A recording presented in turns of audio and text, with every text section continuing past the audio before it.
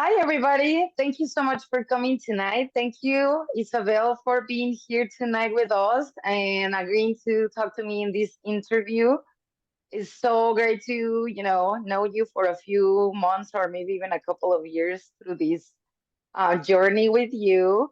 My name is Daniela Castillo, and I am a licensed veterinarian in Los Angeles, California. I've been vegan for almost 12 years, and this is a Zoom meeting live, and it's going to be recorded, and you can watch it later through our Honor YouTube website. This has been a dream of mine to sort of create a community to, first of all, and highlight the journeys of vegan veterinarians like us and to get to know each other and hopefully one day meet each other in person, create this or, reaffirm this revolution that we are all starting to defend animals, our patients. So tonight I have my 13th guest, Dr. Isabelle Tancioni. Is that how you pronounce your last name? I'm sorry, Tancioni? Yeah, yes. Okay. I'm gonna read really quick your bio and then I'm gonna start with the questions. Isabel is a veterinarian licensed in Brazil, Sao Paulo State, and the US, the state of California, with a master's degree and a doctorate in immunology. During her path through veterinary science and academia, she experienced a desensitization, did I say it right, effect towards animals. But she only realized its impact 12 years after graduating from veterinary medicine when she became vegan. She decided to switch paths in order to help animals. And while she was in the process of validating her veterinary diploma in the United States, she realized from her interactions with young professionals that there are some changes happening. However, there are still struggles and a lot needs to be done for our profession to benefit all animals. In 2018, Silvia Neri Godoy, a veterinary environmentalist and researcher, and Isabelle embarked on a project to connect veterinarians and students who are willing to challenge the animal exploitation status quo in the veterinarian profession. The Veg Vets, Vegan and Vegetarian Veterinarians Association, is an initiative to create the first network of vegan, vegetarian, and veggie-friendly veterinarians in Brazil.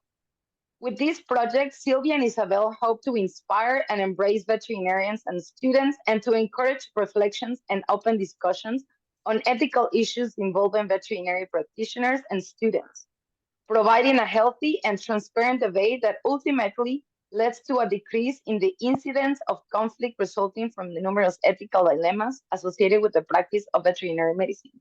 I love this. This is why I like this. She holds certifications in fear-free pets, fear-free shelters, and human-animal bond. She has actively participated in various initiatives organized by veterinarians from different NGOs aimed at providing veterinary assistance to underserved communities through organizations such as Rural Area Veterinary Services and World Vets. Additionally, she volunteers with both the San Diego Humane Society and the San Diego House Rabbit Society. Isabelle is also an author of articles and book chapters on shelter medicine for rabbits, focusing on rabbit friendly approaches, rabbit behavior and welfare, and other related subjects for Brazilian veterinarians.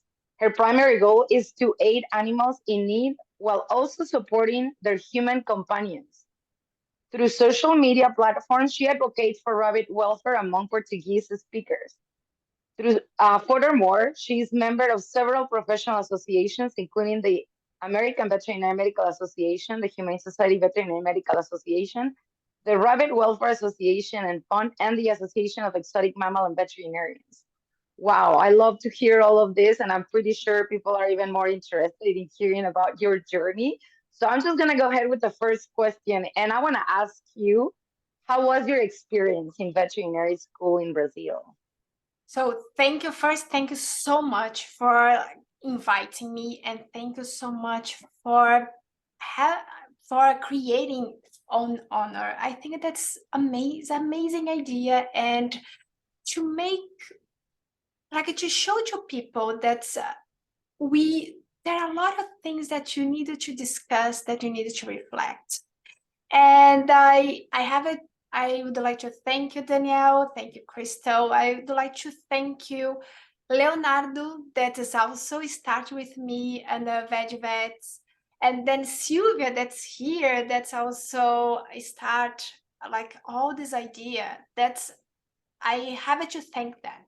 And then also to promote diversity. And then Leonardo all the time talk about racism. Leonardo is a Black veterinarian, and I think I learned so much with that.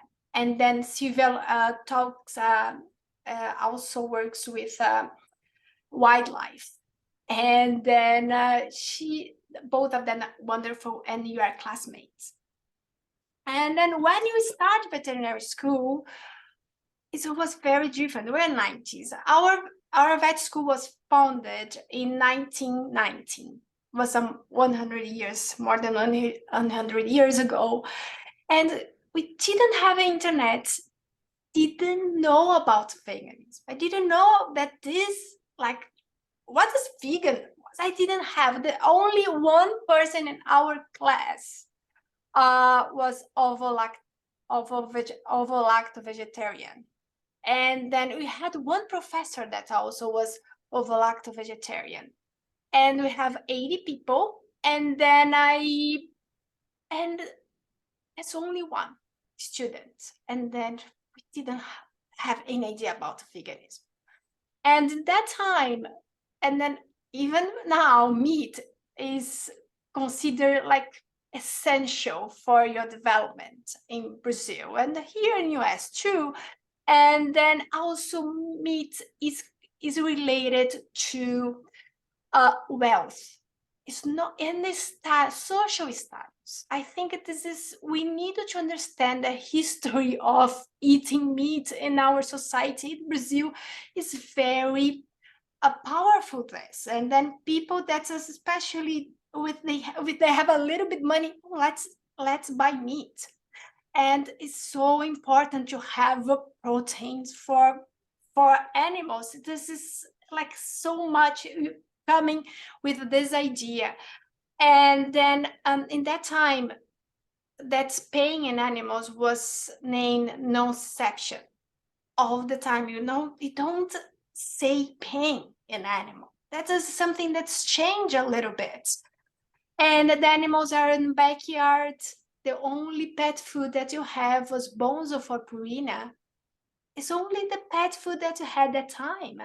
And then there's not so many veterinary schools in Brazil. There's starting 90s a huge number. They start increasing the number of veterinary schools in Brazil, and there's a huge shift. And then for you to understand, this is, I think, the time for you to understand the context of Brazil, and especially in animal law.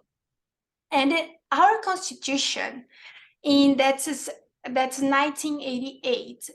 Like, it is written that you need to protect fauna and flora. This is in our constitution, okay? It's part of, and the federal law. You have a federal law of 1998 that mutilates and then promotes death of an animal. Doesn't matter if it's wild or domesticated, is a crime.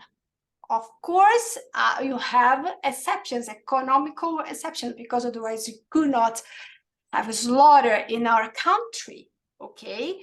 But you have the animals are protected by law is a crime in Brazil. And since in 1967, and in Brazil, what's the name? Hunting is forbidden. Okay, hunting is forbidden in Brazil, and then also to apprehend like wild animals in captivity is forbidden. And then you have several laws that protect the animals. Of course, in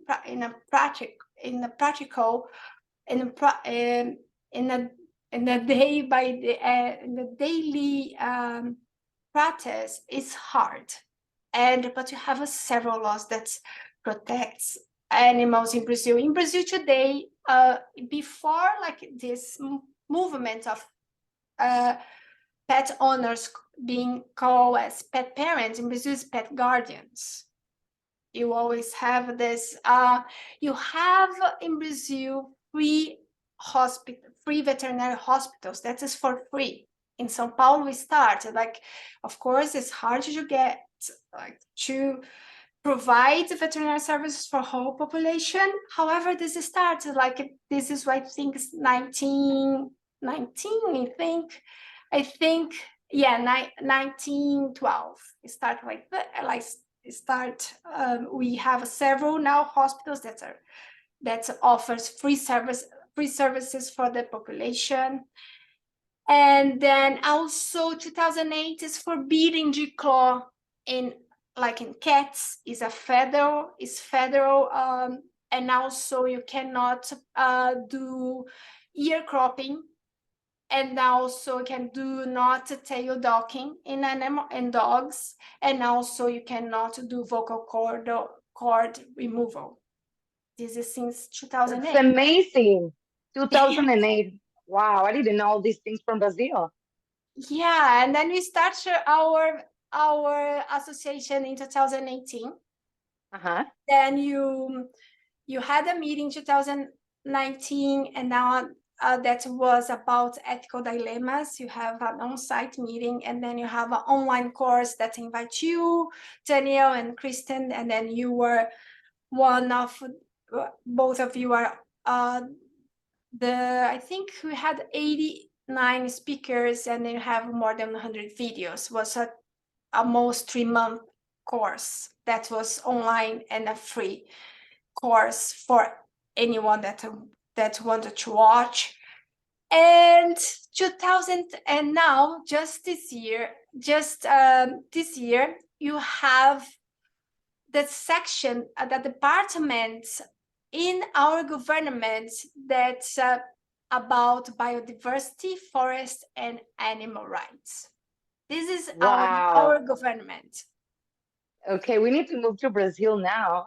It's changing a lot, and I think that's the point, is change so much.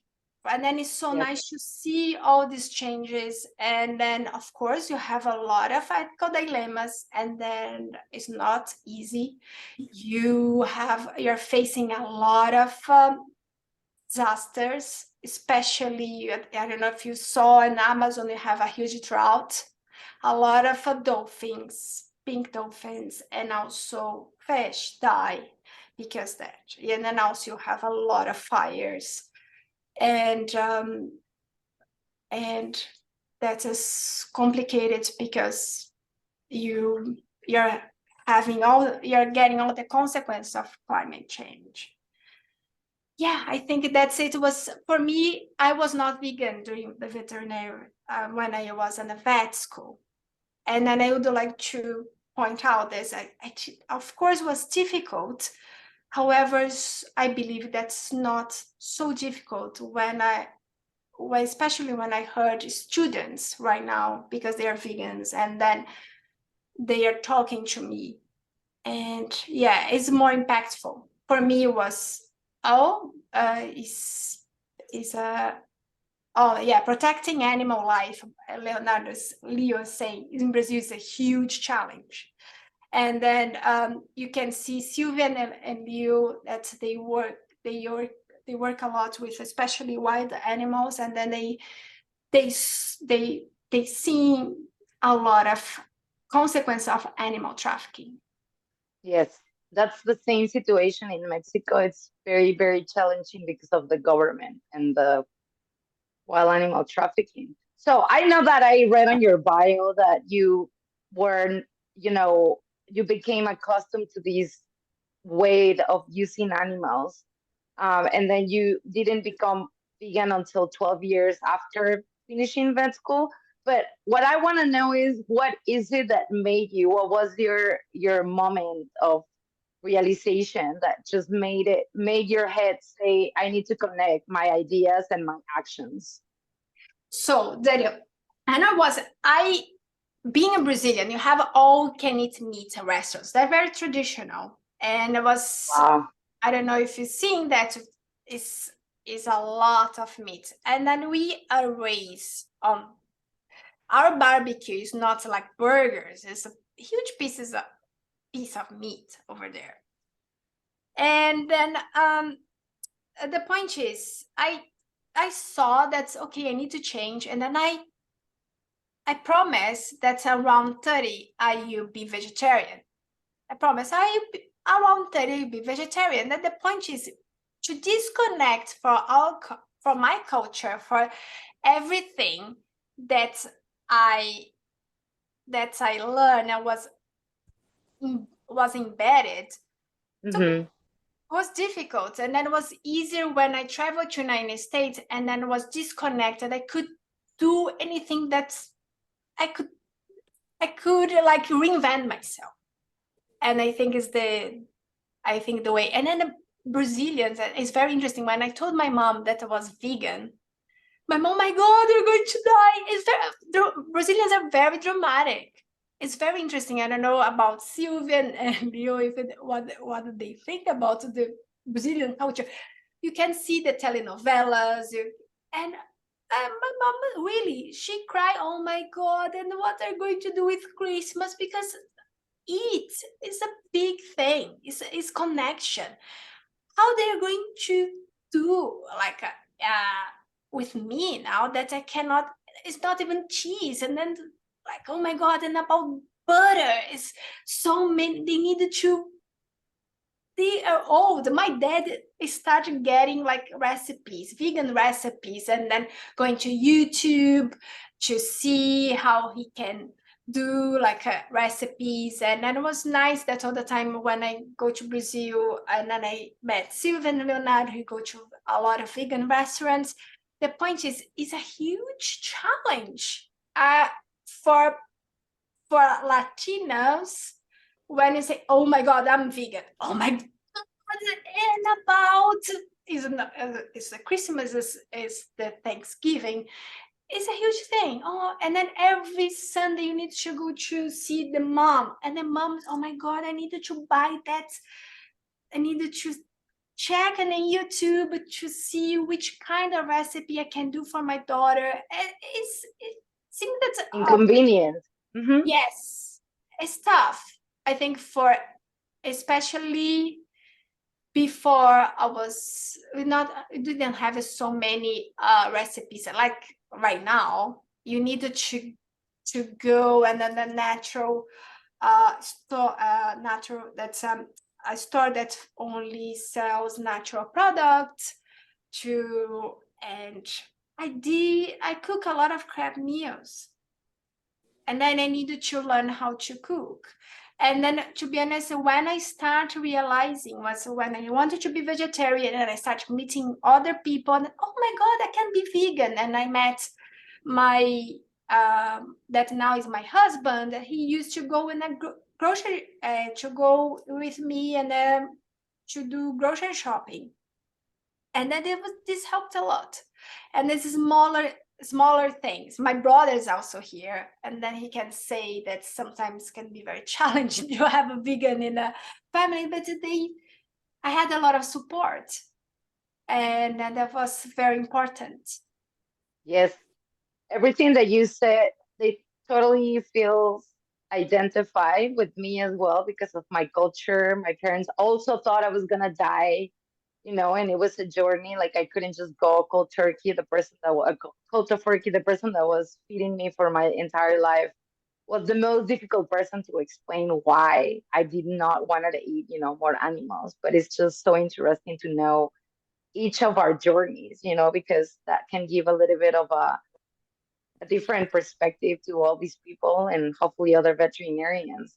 So I know that you are just like me, a veterinarian from a non-AVMA, accredited school, and we both went through the same process of becoming a vet in this country. So tell me, what is your favorite part of being a veterinarian so far? Oh, meeting so many incredible professionals that makes me reflect. Sometimes today is there's a day that you celebrate professors and teachers.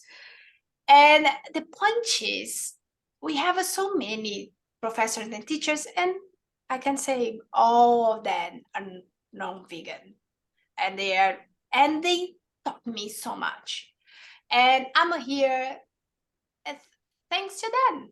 And that's just the point. I think that's the beauty of our profession. You meet so many different people, diverse. I met different people from all around the world, and then I traveled to Peru and different states of Sao Paulo, and of course, and education. And that is something that's that's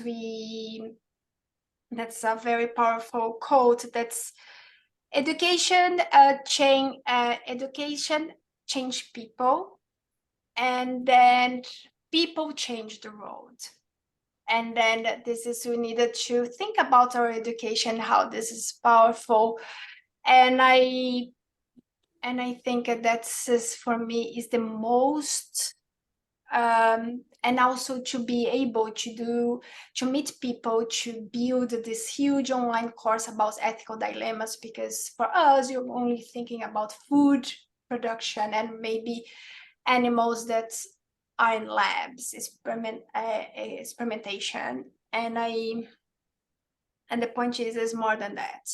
You have so many ethical dilemmas. You're dealing with a different species, and you're dealing with, and then all our education is very human-centered, very human, Yes. very anthropocentric, all the health science. And it's very complicated to have even companion animals that you think, oh my God, they don't have, you don't see so many problems. You build so many breeds to contemplate our desires. That Yes.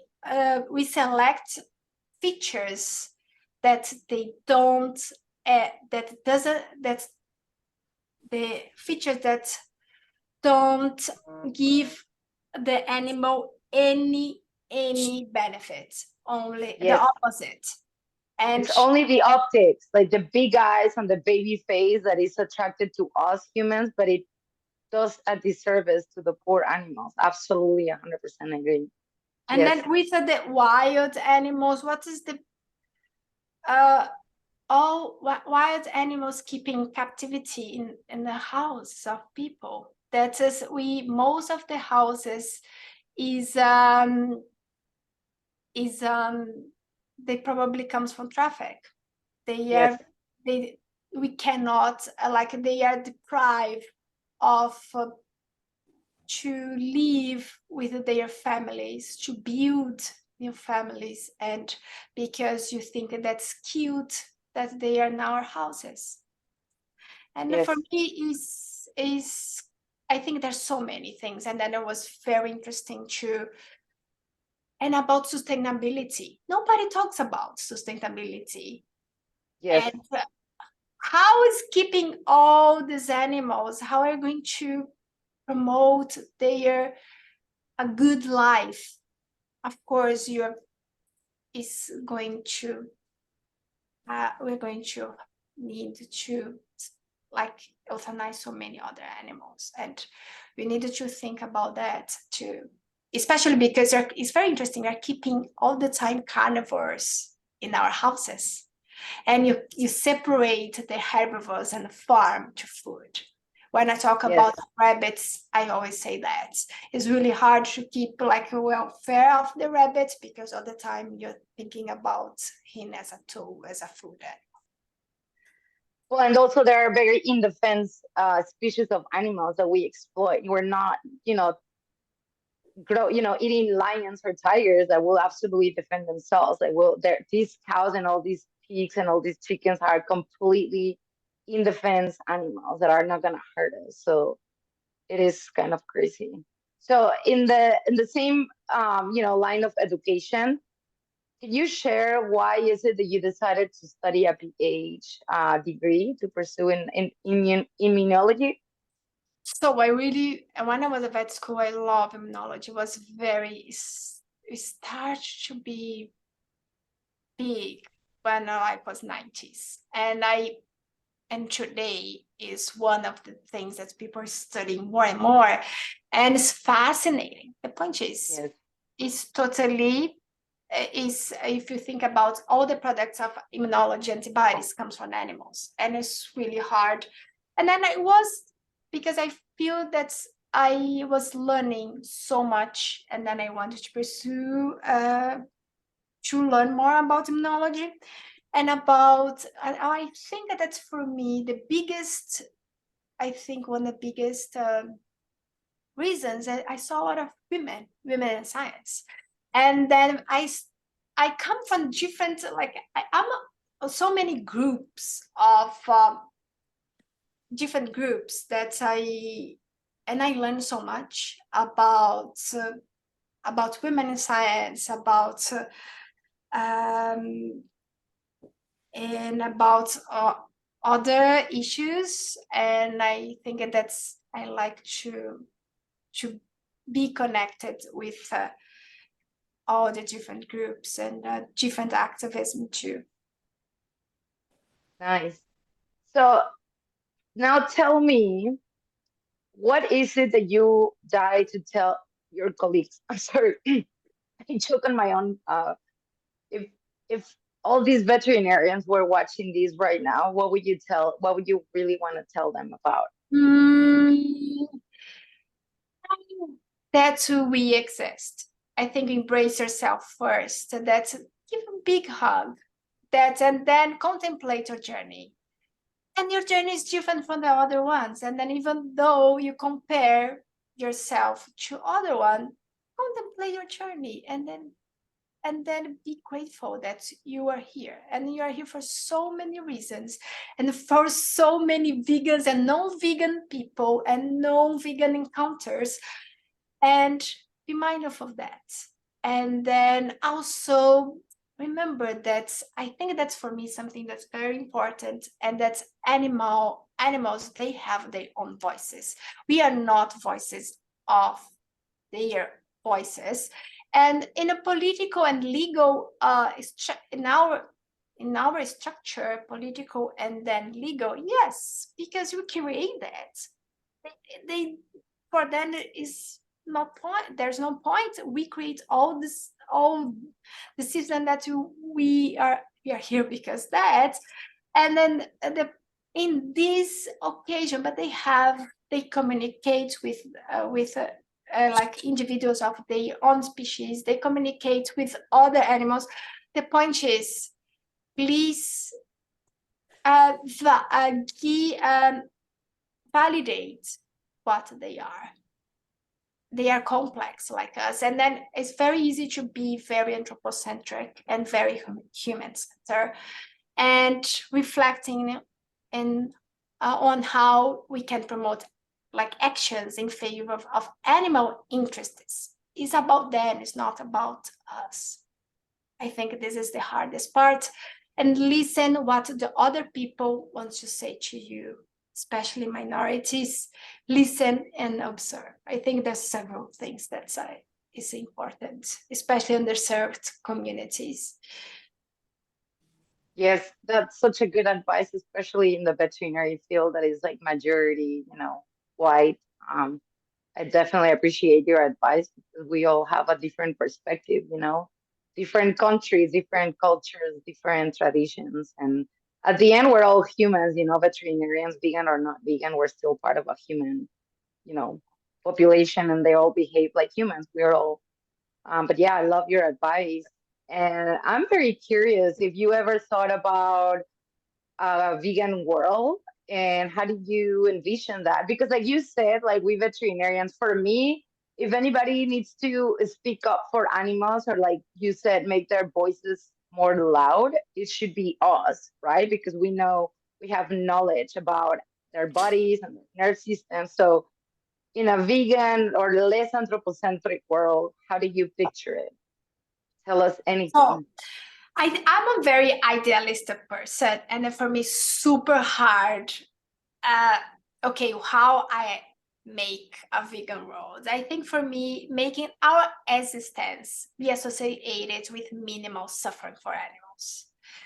And I think I wanted to tell that for me, I wanted to go beyond veganism, because veganism is all the time talking about animals, but you don't talk so much about sustainability and having to think about what you're buying, and then about how to, especially clothing, to recycle, compost, like thinking about zero waste. And I also think about individuals of our own species. I think that is very hard, especially with so many um, discriminations and racism, and then all the things that we face. And we needed to pay attention to that, and then all the time to reflect and listen. And also you needed to go beyond veganism, and then to promote minimal animal suffering, and then also suffering like related to individuals of on species. Yes, you are so right that it's not all about veganism. I'm 100% with you about environmentalism. I totally, I'm always telling Tex about like there's Starbucks cups every day. It's just one, but it's one, 8 billion people say it. So it's like all this trash that we're putting in our environment. I really wish more people will really think about that as veganism as well, because we're just keeping the environment, the world for the generations that are coming from other species, not just humans, right?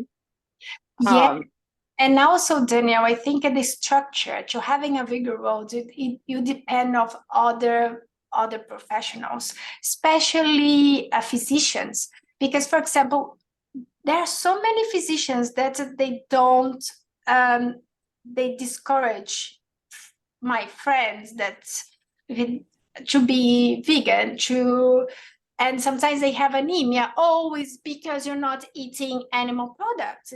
It's basically that they don't give. It's very.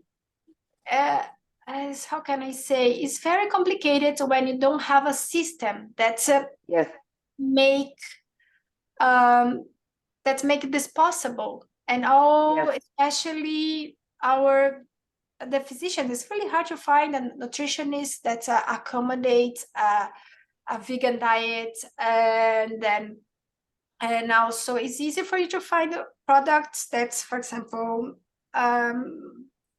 a clothing that doesn't have anything of animals, but you need also psychologists that understand and validate our experiences. And then in Brazil, yes, you have that, and now psychologists that are vegans, you have lawyers that are vegan, MDs that are vegan, and to support all this, that the system, and also to be accessible for people that they cannot pay for that, because yes, otherwise how can you reach a lot these people? And yes. I totally agree with you. So, in regards of, I am curious if you can do a quick comparison between the veterinary oath from Brazil and the American veterinary oath. I wonder if yours is a little bit less anthropocentric, or if you give it a thought about it.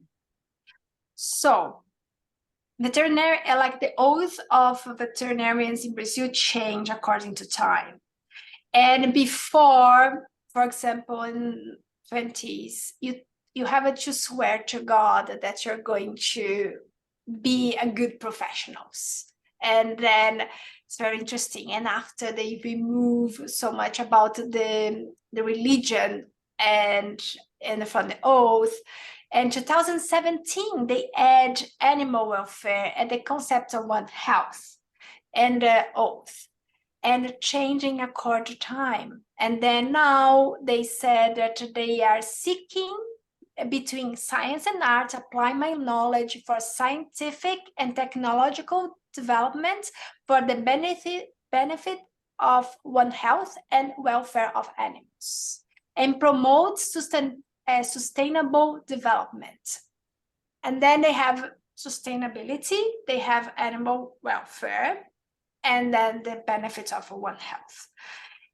The point is, even though it's very, you have all this concept, is really what I'm going to do. right? Is before was very much more anthropocentric, and then adding religion to our oath. Now they remove, but the point is, it's not clear what you need to do, especially about One Health is totally anthropocentric. If you think about, so many animals are, when you have some disease that threaten humans, so many animals will die, and that is the One Health concept. And it's very, it's hard for someone that's reads the for someone that reads that oath, understand what they need to do. I think you needed to be more clear. You are here for the animals, for the animal welfare, for like to reduce suffering of the animal, and needs to be more clear. But of course, this is going to change according to time too. Maybe it's not the time that this oath is going to change. The last change in Brazil that you said was 2017. That's pretty recent. So what kind of changes or adaptations have the Brazilian Veterinary Medical Association has done? Oh, they changed. Before I have to, we have to swear that we are going to do for the society and for human beings. And then, and I think only 2017 they add animal welfare. Wow, Before that is very recent. Yes, very recent. Yeah. And they are taking the sustainable development a little bit more serious as well, because we actually had on being news about the culture meat education in the Brazilian veterinary schools, which I think it goes hand in hand with, sustainable development. Yes. I recently went to an AVMA conference and it was focused on sustainable development. And I asked the speaker, why do they think that veterinarians and associations don't want to talk about the damage that farm animals, inflict in the environment, as far as removing, all these wildlife habitat and producing, dead ocean zones and all that. And the speaker got really upset and defensive. So I think it's so great that it's already included in the oath in Brazil, but I think for veterinarians to talk about the sustainable development and the effects from livestock is going to be, I just wish we talk more about it. It's so amazing. What did you think about the oath in America? Oh, I cannot remember about the oath. I remember that it's not clear what you need to do. I think in the UK it's much clearer that you have a priority of the animals. Yes. But in conclusion, we definitely need our oath to be in every country, in every nation, to be more centered about animals, and like really, like you said, more specific about what really entitles. Like if it's about sustainable development, then we need to get away from slaughter, produce proteins and more, sustainable development practices like plant-based diets or cultured meat. So changing a little bit of topic, what is your least favorite part of veterinary medicine and how do you cope with it? So I think that when people doesn't mean professionals, like veterinarians and maybe pet guardians, and they don't recognize and validate suffering of animal of others from other species. I think for me is really hard. And humans, like the human, like I think human and veterinary medicine are they are very anthropocentric. I think this is for me is really hard, especially seems that's easy to like think about, oh, let's think about the animals. It's hard. What is the best interest for the animal? And also the hierarchy of the health science. That's always veterinarians are put in the like, they are not they don't value so much our profession. I think that's the things that I suffer to see, especially when I experience that so many people are great professionals and then they are suffering with grief, with especially with our lives, with animals that are considered food, and seems that they don't understand, and sometimes they making fun. And then I think the concept, even though if you go to companion animals, doesn't mean that you're not going to see the effects of the anthropocentrism, I think. And especially when you see all the breeds that you have to please our desires and our lives. Yes. So you meant like in the veterinary field, you feel like you're like bullied because you're a vegan, because we have like more consideration for animals and others don't? Is that what you were saying? I think I have, they making fun. Of course, bully could be I think a word, but I can see more, especially the youngest, especially with like the classmates, professors. They always talk to us about it, and then it's really hard for them to pursue. And then sometimes they needed to give like give some time, like, sometimes they needed to had some time off for everything, for them to cope with the comments, especially for people that they are together, right, in the classmates and professors. I see. So, is there anything else you want to add to this talk? Am I okay if I move to questions? Let me see. Yeah, definitely, yeah.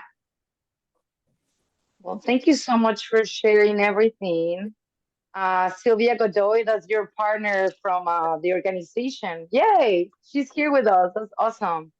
You guys are so great. I love your project, and I am so thankful that you let me be part of it. I talk about shelter animals, and I was very thankful to like have a saying in that. Thank She you says so much. congratulations. Thank you, Belle. Leonardo Gato says, way to go, Isabel. So proud of you.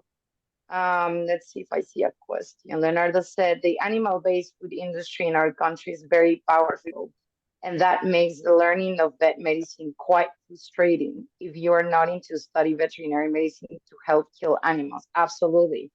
Changing eating habits is not easy task, and making people conscious about the new vet medicine is also hard. The whole system is against animal rights, one could say. Absolutely, 100% agree. I think it's the same, quite the same in Mexico, honestly.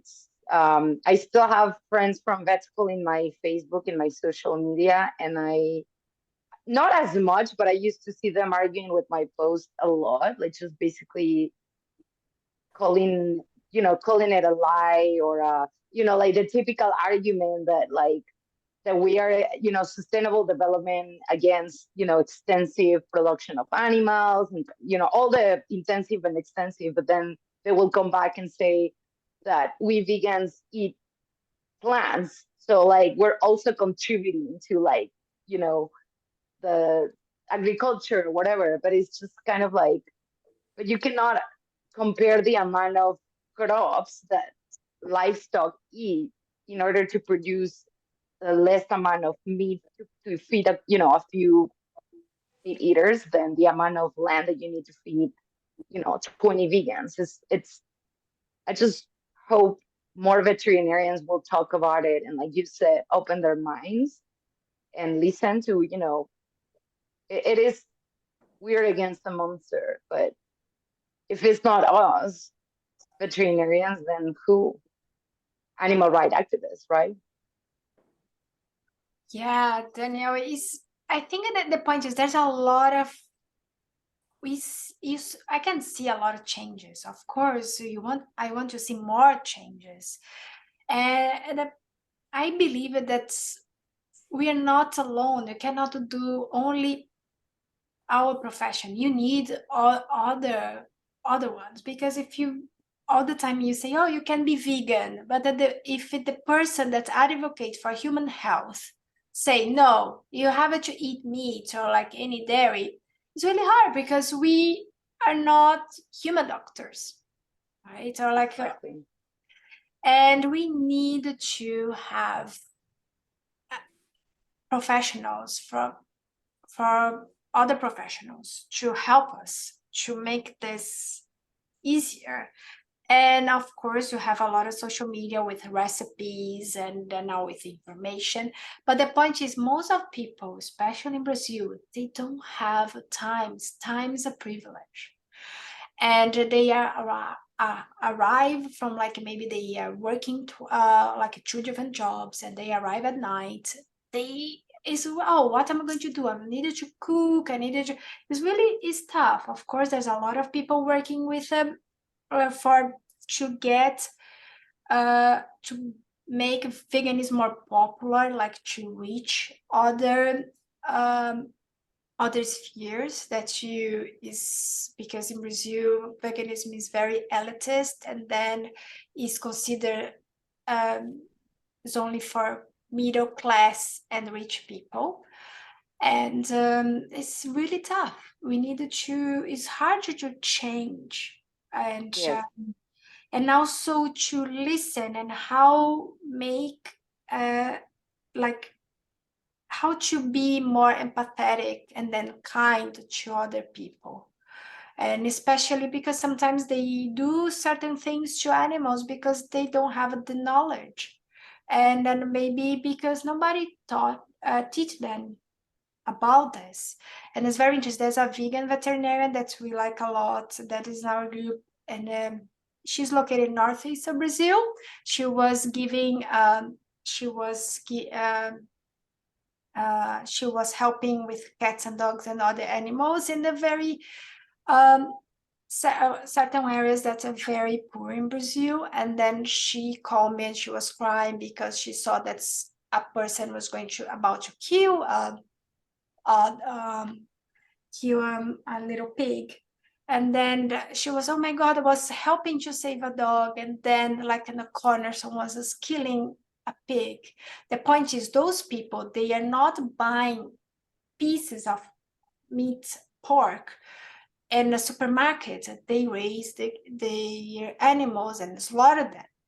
And then they don't pay to someone to slaughter them. It's very easy for people that have money to buy those pieces of meat, and then they don't have the idea like where this piece of meat comes from. And those people, they don't, like, they oh, today are going to have a very good meal because I have a piglet here. It's kind of more what my ancestors used to do. There's a little farm and raise, and now it's massive. Now Yes. it's really massive, and then how can we talk when I reach those people for that community? Needs to it's hard for me to say something to them because it's going to be very oh, you're coming here, you're like, you don't know anything. It's good, it's very important to get some people from those communities and make them to talk with each other and then empower them.